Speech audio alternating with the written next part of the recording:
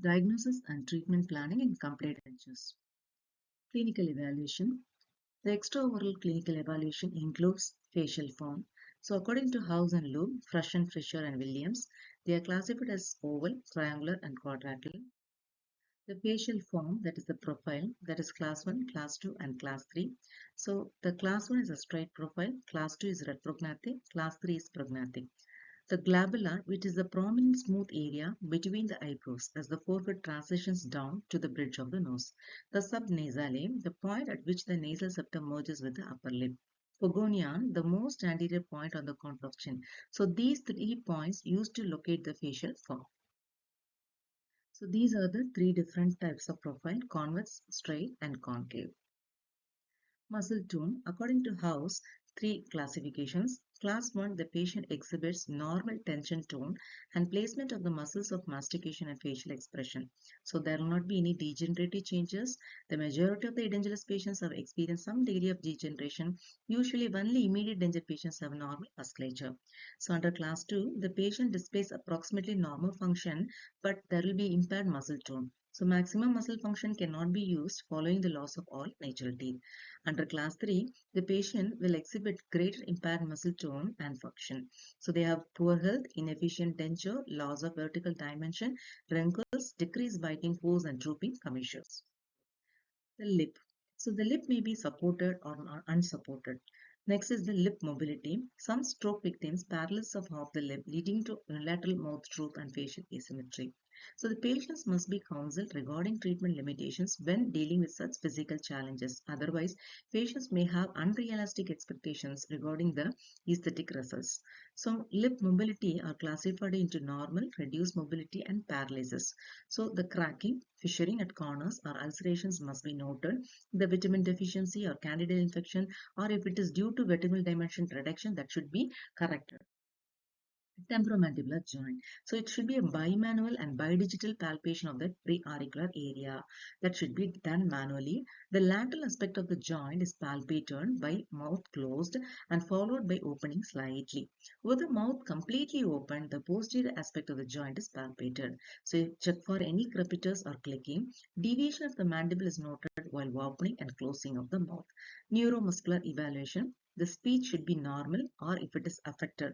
So the coordination can be classified as class 1 excellent, class 2 fair and class 3 poor. Intraoral examination, the mouth opening should be examined. It's normally it should be of 3-finger distance. That is said to be a normal mouth opening. That is of 45 to 55 millimeter. So either Bowley's gauge or manufacturer scale can be used to measure this.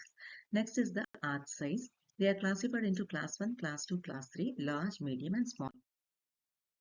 Arch form, according to House, it is classified as class 1, class 2, class 3, square, tapering and oval. Ridge form, the maxillary ridge and vault form should be classified as class 1, square to gentle rounded, class 2, tapering or V-shaped and class 3 as flat. Mandibular ridge form, the mandibular ridge form is classified as class 1, inverted U-shaped and class 2, inverted U-shaped with flat crest. Class 3, which is of unfavorable, that is inverted W or it may be inverted V, tall and inverted, thin inverted V. So in this form or it is undercut, it may represent. Moving on to the maxillary tuberosity, whether the maxillary tuberosity is favorable for the denture placement should be examined. It is underdeveloped or interference, that should be corrected. Mylohyoid ridge, it may be average, sharp or undercut, that should be corrected. Relief is to be given or surgical correction is mandatory if it is sharp or undercut. Hot palate. It may be U-shaped palatal wart or V-shaped or flat palatal wart. If it is U-shaped, it is more favorable for retention and lateral stability. V-shape is less favorable, whereas flat palatal wart is highly unfavorable. Palatal throat form. According to House, three classifications are there. Class 1, large and normal in form with a relatively immovable band of resilient tissue 5 to 12 millimeter distal to the line drawn across the distal edge of the tuberosities. Class 2, it is a medium size and normal in form with a relatively mobile resilient band of tissue 3 to 5 millimeter distal to the line drawn. Class 3 usually accompanies a very small maxilla. The curtain of soft tissue turns down abruptly 3 to 5 millimeter anterior to the line drawn. The mucosa thickness, it is also classified by House as class 1, class 2, and class 3. Class 1 is a normal uniform density of mucosal tissue. Class 2, it is having two types, A, which is having very thin investing membranes, and which class 2B, which have mucous membranes twice the normal thickness.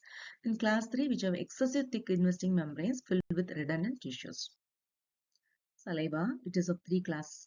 Class 1, which is a normal quality and quantity of saliva. So you have a good cohesive and adhesive property. Class 2 is excessive salivation will be there, and mostly the mucous saliva. So it may complicate the impression making, and also they may push the denture out for accumulating beneath the denture. Class 3, which is of xerostomia, so very less or no saliva will be there. So the remaining saliva which is present is mucinous. So the retention is very highly affected and can even cause soreness. Tongue, which is classified according to House as class 1, class 2, and class 3. Class 1 is normal in size, which is developed and function. So class 2, they have been absent for long, and they permitted a change in the form and function of the tongue. Class 3 is extensively large tongue, so very difficult to go for impression making. Denture stability is a compromised one, and all teeth have been absent for an extended period of time, and this lead to this abnormal size of the tongue. So this is the classification given by Wright for the tongue positioning. Class 1, the tongue lies in the floor of the mouth with the tip forward and slightly below incisal edge of the anterior teeth. Class 2, the tongue is flattened and broadened, but the tip is in normal position. Class 3, the tongue is retracted into the floor of the mouth with the tip curled upward.